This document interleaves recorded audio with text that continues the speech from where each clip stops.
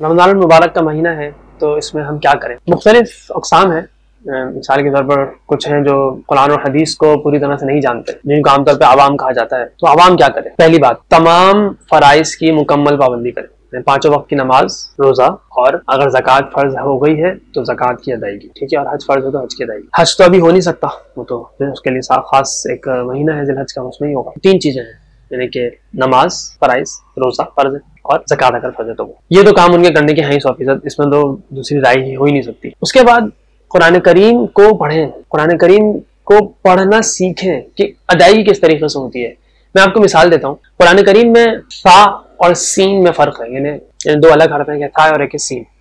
تو فا میں زبان دونوں دانتوں کے بیچ میں آتی ہے تو ایک الگ آواز، الگ طریقے کی آواز نکلتی ہے، اور سین میں زبان اس طرح سے بیچ میں نہیں آتی تو ایک الگ طریقے کی آواز نکلتی ہے. ہم اردو میں کہتے ہیں بھائی ثواب ملے گا، تو ہم اردو میں ثواب فا سے ہے، ہم اس کو سین سے بھی پڑھ لیتے تو مسئلہ نہیں ہے. لیکن اگر ہم قرآن کریم میں سین اور فا کا فرق نہیں کریں گے تو مطلب بہت بدل جاتا ہے.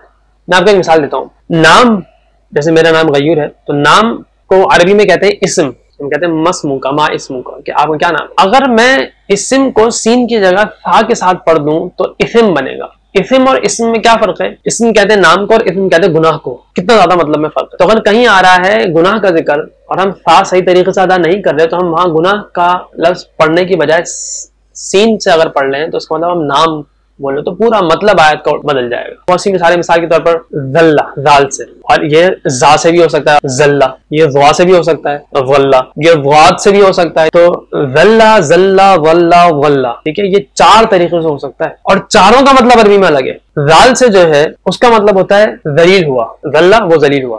زا سے ہے اس کا مطلب ہے وہ پھسلا، ذلہ. ضوا سے ہے غلہ، اس کا مطلب ہوتا ہے سایہ حاصل کیا. اور ضاد جو ہوتا ہے غلہ، اس کا مطلب ہوتا ہے وہ گمراہ ہوا. یعنی کتنا زیادہ فرق ہے. وہ ذلیل ہوا، وہ پھسلا، اس نے سایہ حاصل کیا، وہ گمراہ ہوا. چاروں بالکل الگ الگ چیزیں ہیں. اب اگر ایک جملہ لکھا ہوا ہو کہ ظل النبی، نبی نے سایہ حاصل کیا، اگر آپ اس کو زال سے پڑھ دیں تو کیا بن جائے گا ترجمہ؟ زبان بھی ساتھ نہیں دیتی بولتے ہوئے. زا سے پڑھ دیں تو بھی غلط، بالکل ترجمہ الگ ہو جائے گا. اور ضاد سے پڑھ دیں تو پھر تو مطلب کلمہ کفر ہے یہ، ٹھیک ہے. اس کا ترجمہ اگر آپ کو یاد نہیں ہے اس وقت، یہ آپ نے لکھا نہیں ہے جو میں نے 3-4 ترجمے بتائے ہیں، تو آپ غلہ کا ترجمہ دوبارہ سے سن لیں تو آپ کو اندازہ ہو جائے گا کہ کیا مطلب ہے اس چیز کا. نعوذ باللہ، نعوذ باللہ. تو یہ بہت زیادہ خطرے کی بات ہے. تو تجوید کا علم ایسے ہی نہیں ہے. قرآن کریم کی تجوید، عربی کی جو اصول اور قواعد ہیں تجوید پڑھنے کے مخارج کے، اس کو سیکھنا فرض ہے. فرض ہے قرآن کریم کو پڑھنا فرض ہے، سمجھنا فرض ہے. تو اس کی ضمن میں، کیونکہ آپ قرآن کریم کو پڑھ ہی نہیں سکتے. نماز فرض ہے، اور نماز کے فرائض میں سے قرات، قرآن کریم کا پڑھنا، یہ بھی فرض ہے. اور فرض پڑھنے کے لیے شرط یہ ہے کہ آپ صحیح سے پڑھ رہے ہوں. یعنی اگر آپ قرآن کریم کو پڑھ رہے ہیں اور آپ تجوید کا لحاظ نہیں کرتے تو پھر قرآن کریم نہیں پڑھ رہے آپ، پھر آپ کچھ اور پڑھ رہے ہیں. صحیح ہے. تو ایک کام تو یہ کریں کہ تجوید سیکھیں، قرآن کریم کے حروف کی ادائیگی سیکھیں.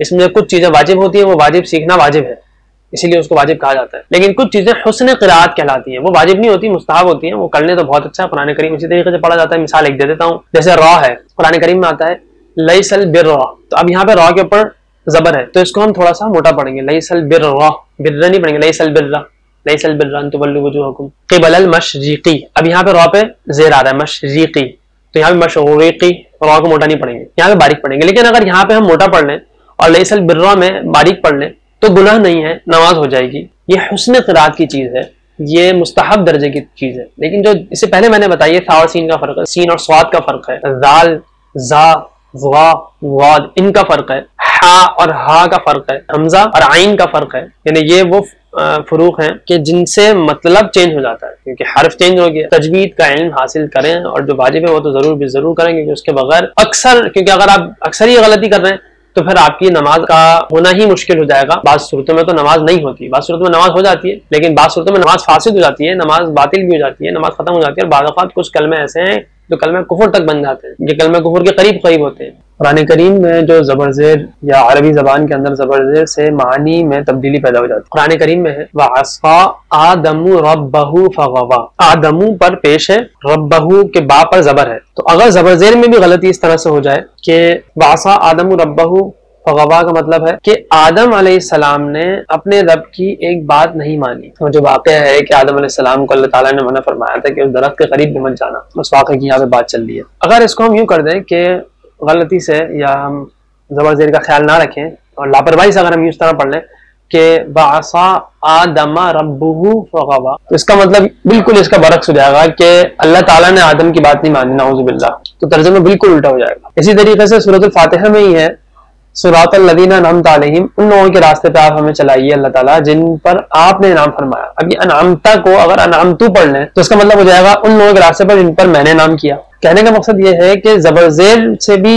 مطلب میں بہت زیادہ تبدیلی واقع ہو جاتی ہے، جس میں سے بعض اوقات تو مطلب میں خاص تبدیلی نہیں آتی، لیکن بعض اوقات ایسی تبدیلی آتی ہے کہ جو نماز کو خراب کر دیتی ہے، نماز فاسد ہو جاتی ہے، اور بعض اوقات تو ایسی تبدیلی آ جاتی ہے جو کلمہ کفر ہوتا ہے۔